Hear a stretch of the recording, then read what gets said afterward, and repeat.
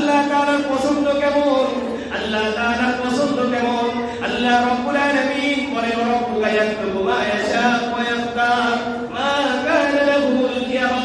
সুবহানাল্লাহ সুবহানাল্লাহি ওয়া তাআলা আম্মা ইউশরিকুন। কালিমার আওয়াজ করে আল্লাহু আকবার।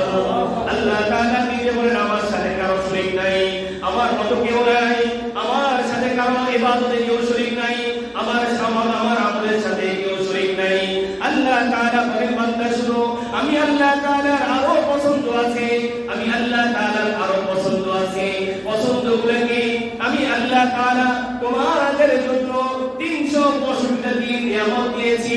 365 দিনে একটা বছর পার হয়।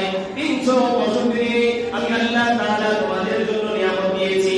এই 365 দিনের মধ্যে আমি আল্লাহ রাব্বুল আলামিন আমার 4টা দিনকে বাছাই করেছি। সুবহানাল্লাহ।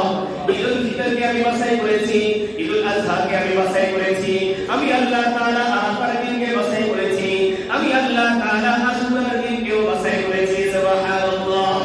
এই 4 দিনের মধ্যে আমি আল্লাহ রাব্বুল আলামিন আমার একটা দিনকে শ্রেষ্ঠ বানাইছি, সেটা হলো আরাফার দিন। বলি সুবহানাল্লাহ।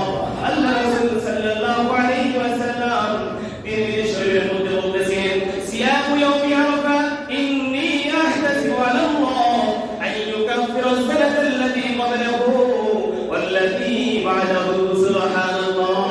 আরাফার দিন কেমন দামি, আরাফার দিন কেমন দামি, আরাফার দিন কেউ যদি একমাত্র আল্লাহ তাআলার সন্তুষ্টির জন্য রোজা রাখে, আল্লাহ রাসূল সাল্লাল্লাহু আলাইহি ওয়াসাল্লাম বলেন এই আরাফার একদিন রোজা রাখার দ্বারা আমি আল্লাহ তাআলা আমার বান্দার পিছনের 1 বছরের গুনাহ মাফ করে দেই এবং আগামী 1 বছরের গুনাহগুলো আমি মাফ করে দেই।